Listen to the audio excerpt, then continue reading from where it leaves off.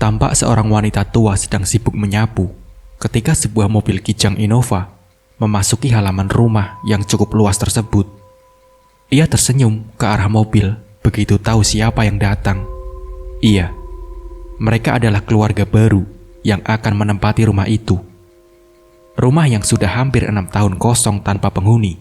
Hanya saja setiap 2 kali dalam seminggu, rumah tersebut dibersihkan oleh Bu Munah dan anaknya, sehingga rumah tetap bersih dan terawat.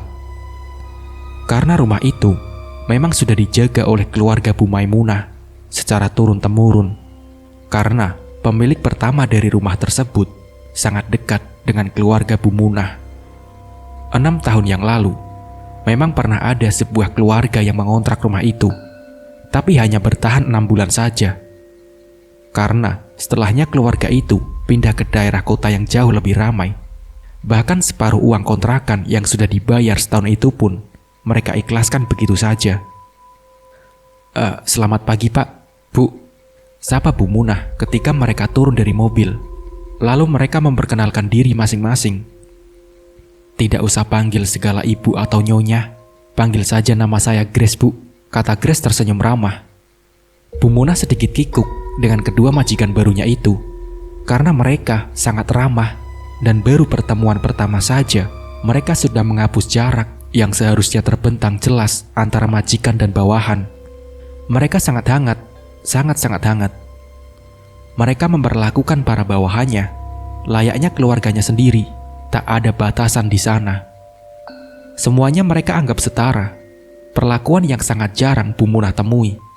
Padahal ia sendiri sudah sering menjadi pembantu di sana-sini. Lelah sekali rasanya Bu, ucap Grace. Tentu saja Bu. Maksud saya, Nak Grace, memangnya Nak Grace ini dari mana? Ibu dengar dari logatnya seperti bukan dari Kalimantan ya? Ucap Bu Munah. Memang benar Bu, saya dari Manado, ucap Grace. Oh, Manado. Di mana itu ya? Di Pulau Jawa bukan? Kata Bu Munah. Grace pun tertawa. Ia langsung menghentikan pekerjaannya. Bukan di Jawa Bu, tapi di Sulawesi Utara, ucap Grace menjelaskan. Oh, Sulawesi. Maaf ya Grace, Ibu taunya cuma Pulau Jawa saja, pulau yang ada di luar Kalimantan ini, kata Bu Munah. Tidak apa-apa Bu. Oh ya, Ibu tidur di sini kan? Ucap Grace. Bu Munah menggeleng. Saya tidak pernah tidur di sini Bu. Dari majikan-majikan yang dulu pun saya tidak tidur di sini, kata Bu Munah kepada Grace. Kenapa Bu? Tanya Grace. Sebab rumah saya dekat dari sini, cuma 2 kilometer, ucap Bu Munah. Alis Grace mengerut. 2 kilometer itu jauh loh Bu, apalagi kalau jalan kaki, kata Grace kepada Bu Munah. Bu Munah pun tersenyum, tak bisa berkata-kata lagi. Bagaimana kalau Ibu nanti tinggal di sini saja, biar nggak capek bolak-balik Bu. Kasihan Ibu, setiap hari harus pulang pergi 4 kilometer, kata Grace. Aduh, bagaimana ya Nak, kata Bu Munah. Ibu punya suami, kata Grace kembali kepada Bu Munah. Saya sudah bercerai 15 tahun lalu. Saya tinggal di rumah ikut anak dan menantu saya Nak, kata Bu Munah kepada Grace. Grace memeluk Bu Munah. Tangannya yang halus dan lentik itu tak segan-segan mengusap air mata Bu Munah ketika beliau mulai terisak menceritakan sebab perceraiannya itu. Ibu jangan sedih lagi ya, saya juga jadi ikutan sedih Bu. Sabar ya, ucap Grace bergetar. Kenapa sayang? Tanya suami Grace yang menghampiri mereka bersama dengan anaknya. Cepat-cepat Bu Munah mengusap air matanya. Ini Ibu Munah bercerita tentang suaminya Pak, kata Grace kepada suaminya. Oh, ya sudah, kalian lanjutkan saja mengobrolnya. Aku mau menemani Moses bermain dulu ya, kata suami Grace. Setelah dibujuk, akhirnya Bu Munah pun mau tinggal di rumah itu. Ia mengabdikan diri untuk melayani majikannya tersebut. Namun baru 2 hari tinggal di sana, Bu Munah mulai merasa ada yang aneh terhadap Moses. Anak laki-laki majikannya yang baru berusia 4 tahun itu sering kedapatan sedang berbicara sendiri. Tatapan matanya juga seperti sedang ada seseorang yang sedang bersamanya. Namun saat itu tidak ada siapa-siapa selain dirinya sendiri di ruang tersebut. Nak, iya bu, sudah beberapa kali ibu melihat Moses berbicara sendiri saat bermain.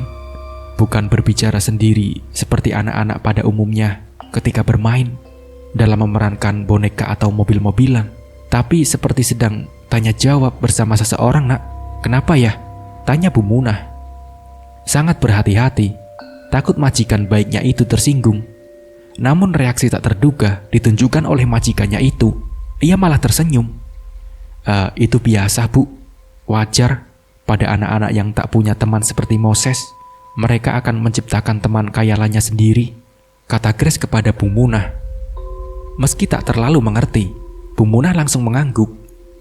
Ibu permisi ke dapur dulu ya nak, ucap Bu Munah lalu berjalan ke dapur.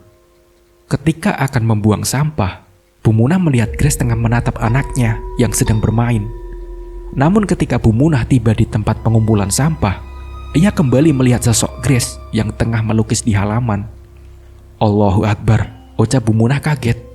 Kebetulan sekali, Grace menatap Bu Munah dengan bibir tersenyum. Lalu ia kembali melanjutkan lukisannya. Cepat-cepat, Bu Munah masuk ke dalam rumah.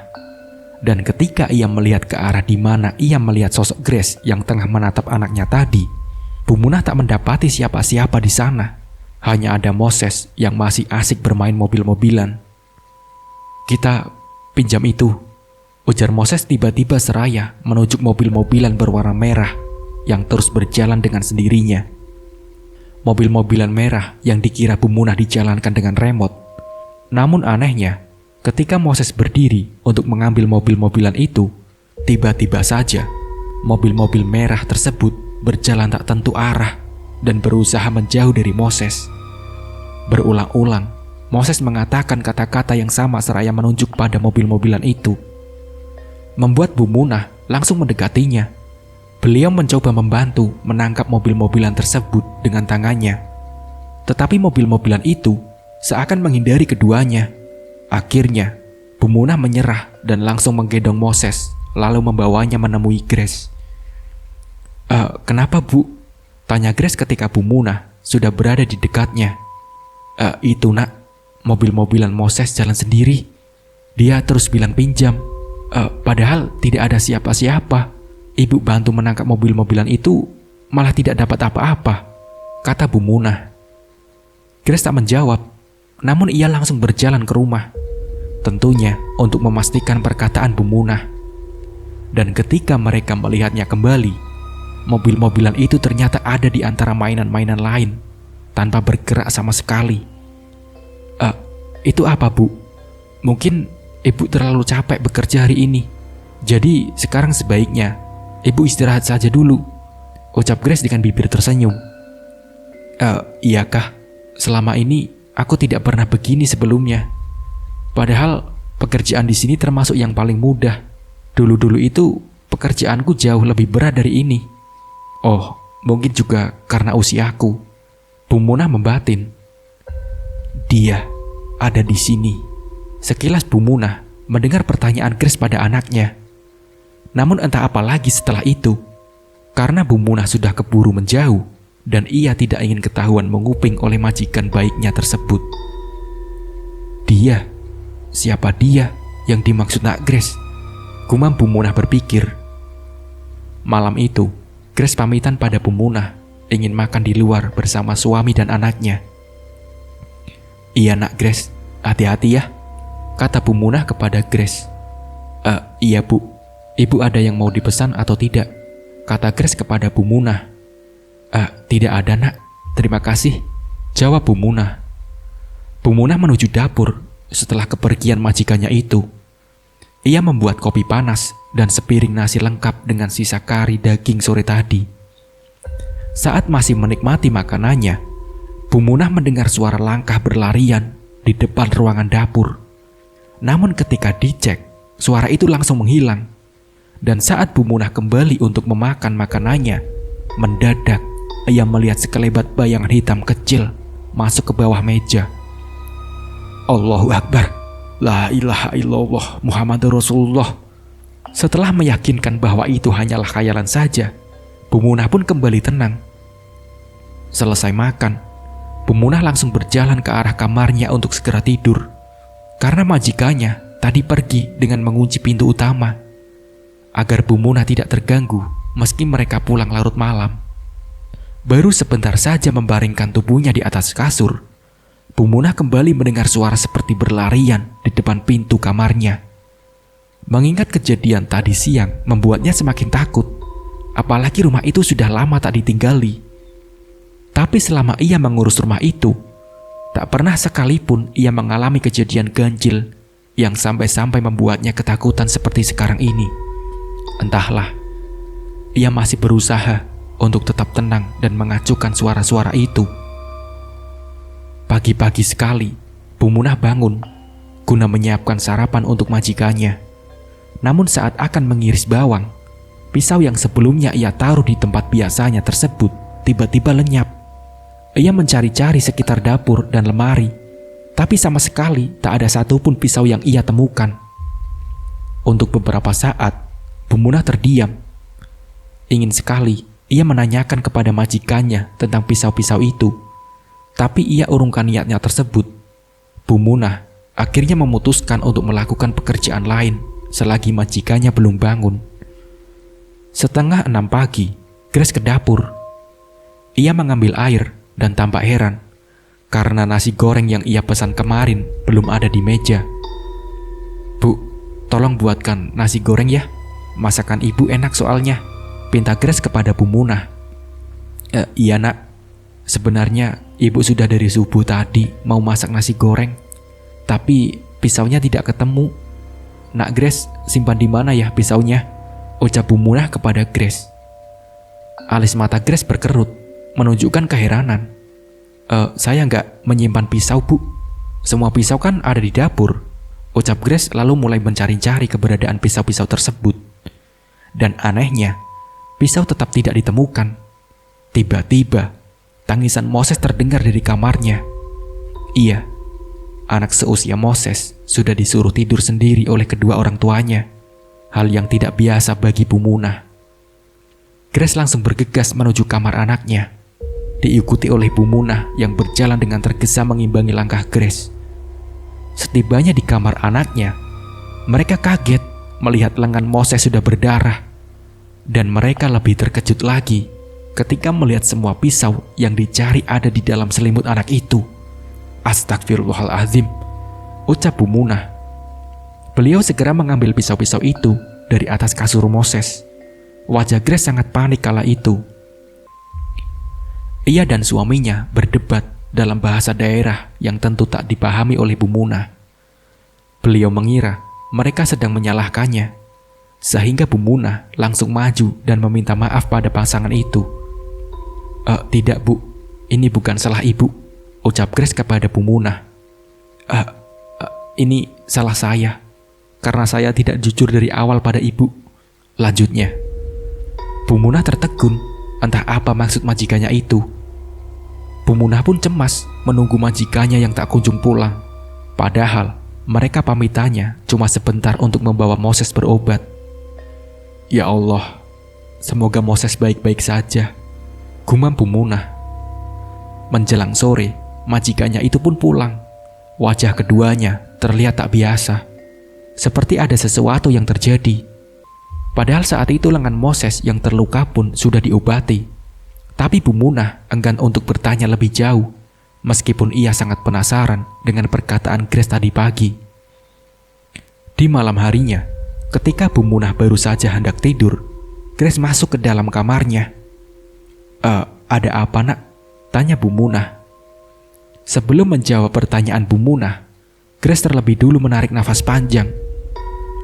Anak saya," perkataannya terhenti. Ada apa dengan Moses? Dia tidak kenapa-napa kan?" kata Bu Munah kepada Grace. Sudah sejak bayi, Moses diikuti sosok makhluk halus. Katanya itu merupakan peliharaan yang terlantar oleh kakek saya. Dia bermaksud ingin mengambil Moses, dikarenakan kesalahan kakek saya dulu. Sudah berbagai macam cara dan upaya kami lakukan untuk menjauhkan Moses dari makhluk itu. Bahkan sampai harus membawa Moses pindah pulau. Tapi semua yang kami lakukan sia-sia. Karena sampai ke sini pun makhluk itu masih mengikuti. Saya bingung, Bu. Saya tidak sanggup kehilangan Moses. Grace pun terisak. Jadi yang ibu lihat Moses sering berbicara sendiri itu memang benar, karena ada sesuatu di dekatnya, kata Bu Munah. Grace pun mengangguk. Dia juga bisa melihat yang tidak bisa kita lihat. Saya awalnya mengira itu hanyalah penunggu di rumah ini, tapi ternyata bukan. Isak Grace kembali. Di daerah sini juga ada orang yang bisa melihat makhluk halus seperti itu. Malah beliau sering kerasukan. Namanya Nihasnah, usianya kurang lebih 80 tahunan. Cerita Bu Munah. Kalau orang yang bisa mengusir makhluk-makhluk seperti itu, ada nggak, Bu? Kata Grace. Bu Munah pun terdiam sejenak. Ia mencari-cari orang yang seperti itu di desanya. Rasanya tidak ada, Bu, kecuali Guru Ridwan. Iya, beliau ini sering membantu orang-orang yang kesurupan, kata Bu Munah. Di mana rumah itu, Bu? Kata Grace kepada Bu Munah. Di desa sebelah, 30-40 km dari sini, ucap Bu Munah kepada Grace. Kalau begitu, ibu bisa antarkan kami ke sana, ucap Grace. Waduh, maaf sekali nak, tidak bisa. Ibu sudah tidak sanggup naik motor sejauh itu, jawab Bu Munah kepada Grace. Kita naik mobil, Bu, ucap Grace kembali. Jalanan ke sana itu hanya jalan setapak, cuma motor yang bisa tembus ke sana. Tapi kalau nak Grace mau menunggu, biasanya beliau itu sering diundang untuk ceramah di masjid-masjid di sekitar desa ini, kata Bu Munah. Kalau menunggu rasanya tidak bisa, Bu, karena setelah kejadian tadi pagi itu, saya terus-terusan merasa ketakutan, jawab Grace ketakutan. Bu Munah menghela nafas panjang.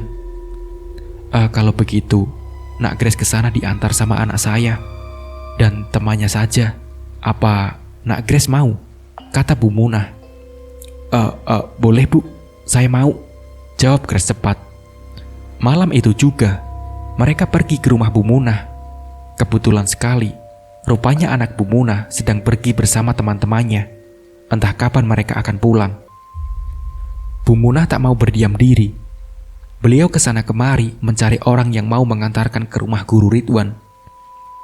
Sebetulnya, tempat yang akan mereka datangi itu bukanlah rumah asli dari Guru Ridwan, karena sebenarnya Guru Ridwan adalah orang luar yang memang sudah tinggal di sana cukup lama, sebab beliau ingin mengabdikan diri di sana sambil berdakwah. Tapi rata-rata jawaban mereka, tak ada yang mau mengantar ke sana dengan alasan jauh dan sepi, atau perjalanan ke sana sangat rawan dengan binatang buas. Tak ada harapan. Harapan satu-satunya mereka ialah menunggu anak Bu Munah datang. Menjelang pukul 2 dini hari, datanglah anak Bu Munah.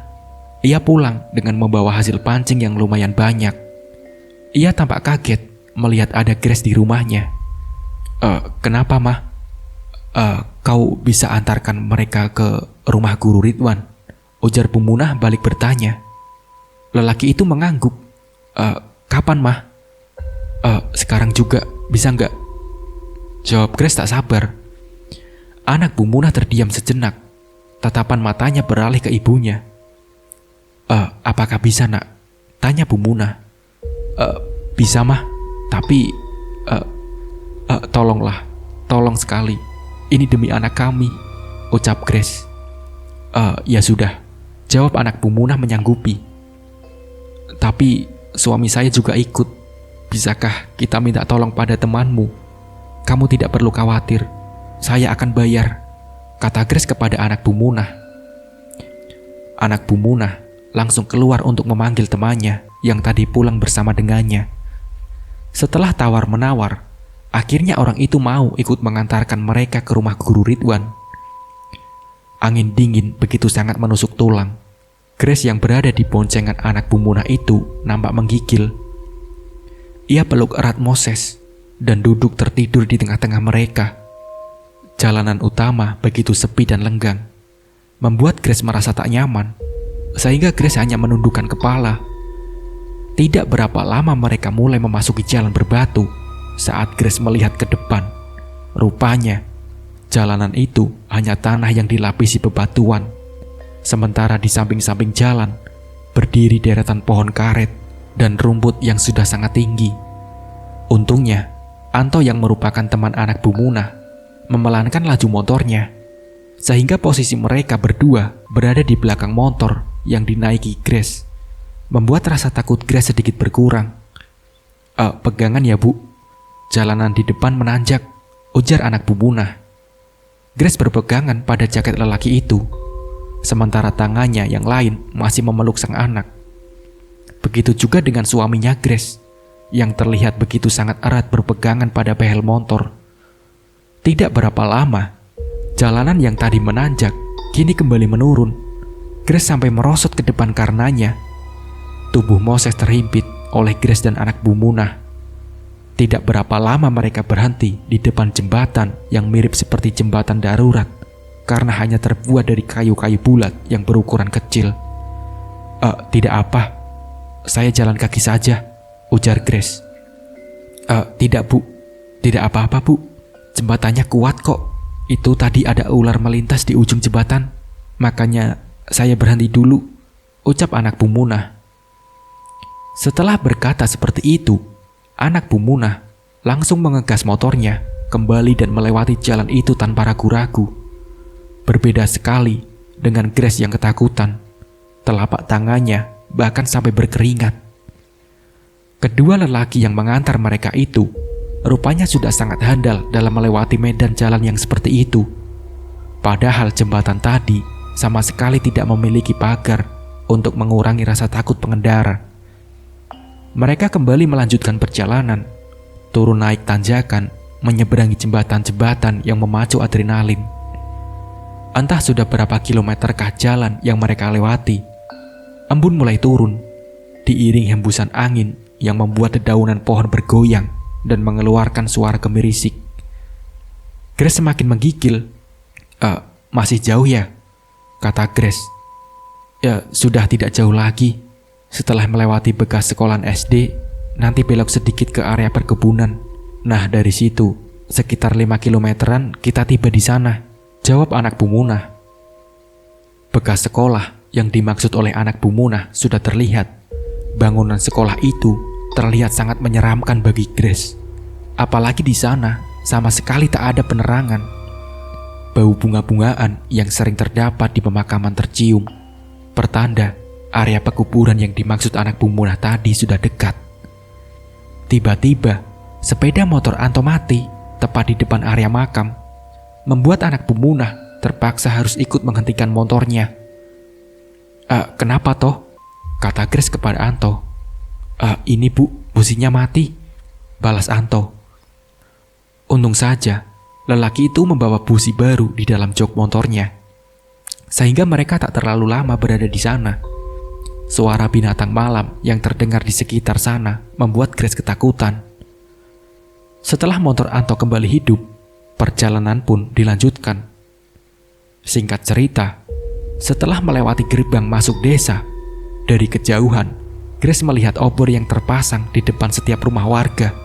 Nampaknya listrik belum masuk sampai sana. Udara mulai terasa hangat ketika memasuki desa. Mereka juga berpapasan dengan salah seorang warga yang baru kembali dari sungai. Rata-rata rumah di sana berukuran kecil dan terbuat dari kayu. Grace mengedarkan pandangannya ke setiap rumah-rumah warga. Tampaknya ia begitu menyukai suasana asli pedesaan tersebut. Tidak berapa lama, motor mulai memasuki halaman sebuah rumah berukuran kecil. Namun bentuk bangunannya mirip sekali dengan rumah adat Banjar. Di depan rumah itu juga terdapat sebuah obor yang menyala. Kita sudah sampai Bu, ujar anak Bu Munah seraya turun dari motornya. Beberapa kali ia mengucapkan salam sambil terus mengetuk pintu. Dan setelah beberapa saat kemudian, barulah pintu dibuka oleh seseorang. Lelaki berusia 18 tahunan itu mempersilahkan mereka semua masuk. Guru sedang sholat, "Mari, silakan masuk," kata lelaki itu. Mereka pun masuk dan duduk berlampar, duduk di lantai di ruangan tamu. Tidak berapa lama kemudian, seorang lelaki berkopiah putih menghampiri mereka, dan beliaulah Guru Ridwan yang dimaksud oleh Bu Munah. Wajahnya begitu teduh, dan suaranya pun begitu lembut terdengar. Beliau mendengarkan Grace dan suaminya bercerita. Sesekali beliau menatap Moses dengan bibir tersenyum. Jadi, saya sangat berharap makhluk itu bisa diusir agar tidak mengganggu anak saya lagi," ucap Grace kepada Pak Guru Ridwan. Pemuda berusia 18 tahun itu muncul dari dapur dengan membawakan 4 gelas kopi panas dan setoples kue kering. Insya Allah, Guru Ridwan meminta izin pada kedua pasangan itu untuk menyentuh Moses. Moses terlihat diam berada di pangkuan Guru Ridwan. Beliau mengusap-ngusap kepala anak itu. Lalu kemudian, beliau mulai bertanya kepadanya. Beberapa pertanyaan ringan, Moses jawab dengan sangat lancar. Namun ketika Guru Ridwan menanyakan tentang siapa nama temannya, Moses langsung terdiam, kepalanya juga langsung menunduk. Guru Ridwan kemudian mengalihkan lagi pertanyaannya. Dan seketika, Moses mengangkat kepala, lalu menjawab pertanyaan beliau dengan lancar. Tapi ketika kembali ditanyakan tentang temannya, Moses lagi-lagi terdiam. Begitulah seterusnya. "Anak pintar, Moses suka kucing?" tanya Guru Ridwan. Suka Pak," jawab Moses. "Bapak punya beberapa ekor kucing. Moses mau lihat," kata Pak Guru Ridwan lagi. Mau kok," jawab Moses. Lalu Guru Ridwan meminta pemuda tadi untuk mengambilkan seekor anak kucing untuknya. Anak kucing belang 3 yang sangat lucu itu membuat Moses tersenyum senang. Guru Ridwan membiarkan Moses bermain dengan anak kucing itu. Kalau Moses mau, Moses boleh bawa kucing itu kok. Bagaimana?" ucap Guru Ridwan. Raut wajah Moses yang tadinya riang seketika berubah. Kemudian pelan-pelan ia menggeleng. Nanti kucingnya diambil," kata Moses. Siapa yang mengambil?" kata Guru Ridwan. Dia yang mengambil Pak," jawab Moses. Grace pun menutup mulutnya dengan tangan. Sementara Anto dan anak Bu Munah saling pandang. Guru Ridwan menarik nafas panjang. Hening. Lamat-lamat dari toa masjid terdengar lantunan sholawat tarhim menjelang azan subuh sebagai penanda akan masuknya waktu sholat subuh bagi umat muslim. Guru Ridwan pun pamit pada tamu-tamunya untuk melaksanakan sholat subuh terlebih dahulu. Grace tertidur berbantalkan kaki suaminya. Begitu juga dengan Anto dan anak Bu Munah. Dan ketika Guru Ridwan kembali, beliau mengatakan jika malam nanti akan membantu masalah Grace dan suaminya. Setelah selesai sarapan bersama tamu-tamunya, Guru Ridwan berpamitan pergi ke pesantren yang tidak begitu jauh dari rumahnya bersama si pemuda. Lokasi pesantren itu hanya berjarak 30 meter dari rumah. Setelah Guru Ridwan pergi, mereka kembali melanjutkan tidurnya. Bahkan Anto sampai mendengkur karena memang semalaman ia belum sempat untuk beristirahat. Ketika memasuki pukul 3 sore, Guru Ridwan pulang. Beliau membawa beberapa nasi bungkus yang langsung diberikan pada para tamunya. "Kalau kalian berdua tidak keberatan, saya akan coba meruqyah Moses," izin Guru Ridwan. Grace pun langsung mengangguk.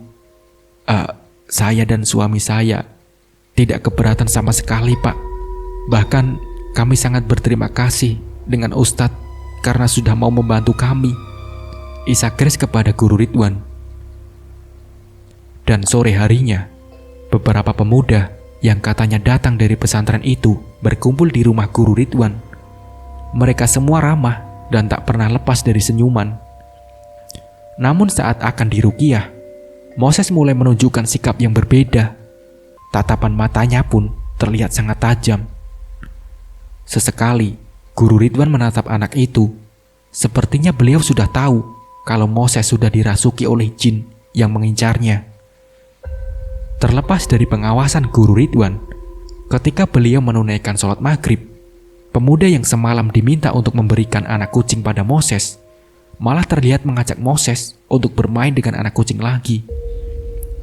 Tapi tiba-tiba saja Moses menangkap anak kucing itu, lalu kemudian langsung mematahkan leher anak kucing tersebut hingga mati. Membuat si pemuda, Anto, dan anak pemunah terkejut. Tak henti-hentinya, pemuda itu beristighfar sambil mengelus dada. Dia selalu begitu saat akan diobati, ujar Grace. Bahkan ketika Guru Ridwan keluar, beliau juga terlihat kaget melihat anak kucing lucu itu sudah tergeletak dengan leher yang patah. Tolong kubur anak kucing itu ya, kata Guru Ridwan kepada si pemuda. Beberapa saat kemudian, Guru Ridwan dan beberapa santri lain mulai mengaji di sekitar Moses. Awalnya anak itu tampak biasa-biasa saja, namun tidak berapa lama, ia mulai berteriak dan mengamuk. 2 orang pemuda langsung membantu memegangi Moses yang terus meronta-ronta, sementara yang lainnya masih mengaji. "Kau anak seorang pemabuk dan pendosa," teriak Moses dengan suara yang sudah terdengar lain. Bahasanya pun tidak dimengerti oleh Grace, namun anak Bumunah paham artinya, karena bahasa daerah yang digunakan oleh Moses merupakan bahasa daerah dari tempat Guru Ridwan berasal. Aneh dan tidak masuk akal, seorang anak kecil yang bahkan belum sampai berbulan-bulan tinggal di Pulau Kalimantan itu sudah sangat lancar berbicara dalam salah satu bahasa daerah yang jarang orang sana gunakan. "Benar, apa yang kamu katakan itu memang benar. Lalu kenapa?" ujar Guru Ridwan tersenyum. "Kata kalian, babi itu haram, anjing itu haram. Tidak ada yang mau mendekati. Sebisa mungkin kalian hindari. Tapi zina, ghibah, fitnah, alkohol, tuak, arak, judi, kalian kerjakan semua. Yang kupertanyakan, kenapa bisa seperti itu?" Dengan sangat fasih, Moses mengatakan seperti itu. Raut wajahnya pun seakan mengejek. "Nah, kenapa sampai ke situ? Kamu ini sebenarnya siapa? Kenapa kamu ingin mengambil anak itu?" kata Pak Guru Ridwan. "Jawab dulu pertanyaanku tadi.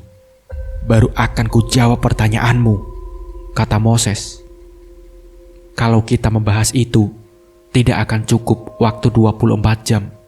Jawab Guru Ridwan lagi. "Munafik, kamu adalah contoh orang munafik. Menjawab pertanyaan sesederhana itu pun kau tidak bisa. Dasar munafik," potong Moses sambil meronta ingin menyerang Guru Ridwan. "Kalau ku jawab pertanyaanmu itu, apa kau akan meninggalkan anak ini?" Jawabnya, "Tidak kan?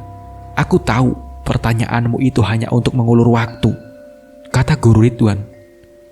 "Berbelit-belit, pertanyaanku sederhana. Tapi kau buat seakan seperti benang kusut, dan aku tidak akan tunduk atau takut pada orang sepertimu," jawab Moses kembali.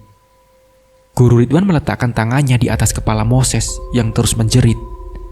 Hingga beberapa saat kemudian, tubuh Moses mulai melemah. Kedua pemuda tadi diarahkan untuk membaringkan Moses di atas lantai. Guru Ridwan lanjut membacakan doa-doa sampai Moses terbangun. Suaranya sudah berubah seperti semula, sebagaimana layaknya suara anak-anak. Setelah tersadar itulah, Guru Ridwan mengarahkan kepada kedua pemuda tadi untuk membawa Moses ke pemandian. Air di dalam ember hitam itu dibacakan doa. Lalu kemudian Moses dimandikan. Ia menangis kala air itu mengguyur tubuhnya. Dan setelah itu, ia langsung digendong oleh ibunya. "Insya Allah, Moses tidak akan diganggu makhluk itu lagi, Pak," ujar Guru Ridwan kepada ayahnya Moses. Syukurlah Pak Ustadz. Terima kasih banyak. Terima kasih," jawab ayahnya Moses. "Malam ini, sebaiknya kalian menginap di sini saja. Karena kasihan Moses kalau harus dibawa pulang malam-malam seperti ini," kata Guru Ridwan. Malam itu, mereka menginap di rumah Guru Ridwan dan keesokan harinya mereka akan pulang. Grace dan suaminya tak henti-henti mengucapkan terima kasih. Di pagi harinya, Guru Ridwan terlihat sudah berdiri di halaman rumah sambil menggendong Moses. Sesekali, tangan beliau menunjuk ke arah sarang burung yang berada di atas pohon jambu. Moses terlihat senang, apalagi ketika melihat kucing-kucing yang berlarian. Kira-kira pukul 8 pagi, mereka berpamitan pulang. Jalanan yang kemarin malam terasa menyeramkan, sangat berbeda bila dilihat di pagi hari. Tapi berbeda dengan keadaan di bekas sekolahan, yang walaupun dilihat di siang hari, tapi saja auranya sangat berbeda. Sesekali mereka berpapasan dengan orang-orang yang baru berangkat menyadap karet. Hingga singkat ceritanya, mereka pun sampai di rumah Bu Munah. Wanita tua tersebut menyambut mereka dengan hangat. Bagaimana Nak Grace? Kata Bu Munah. Semuanya sudah selesai Bu, kata Ustadz Ridwan. Moses tidak akan diganggu lagi, kata Grace kepada Bu Munah. Syukurlah, alhamdulillah. Ibu senang sekali mendengarnya Nak, jawab Bu Munah. Setelah mengobrol sejenak, suami Grace langsung membayarkan apa yang sudah mereka janjikan kepada Anto dan anak Bu Munah. Meski pada awalnya anak Bu Munah tak mau menerimanya, namun setelah dibujuk oleh Grace dan suaminya, lelaki itu pun mau mengambil uang yang diberikan padanya. Semenjak saat itu, kehidupan mereka di rumah tersebut berjalan dengan normal tanpa ada yang ditakutkan lagi. Bu Munah pun sudah bisa bekerja dengan tenang tanpa gangguan. Begitupun juga dengan Moses. Namun pada suatu hari, tepat di bulan ke-6 keluarga Grace tinggal di sana, Bu Munah melihat Moses kembali berbicara sendiri. Tapi kali ini, Moses terlihat tersenyum ketika berbicara dengan sosok yang tak diketahui itu. Dan ketika hal itu diceritakan oleh Bu Munah pada Grace, Grace langsung menanyakan pada anaknya dengan siapa dia berbicara seperti itu. Moses mengatakan bahwa sosok itu adalah seorang perempuan seumuran Grace yang tinggal di dekat rumah yang mereka tempati. Grace menghela nafas lega. Ia sama sekali tak mempersalahkan hal tersebut, selagi mereka tidak mengganggu keluarganya. Nah, seperti itulah ceritanya. Semoga dari cerita ini kita bisa mengambil hikmah dan pembelajarannya. Mungkin cukup sekian dari saya. Wassalamualaikum warahmatullahi wabarakatuh.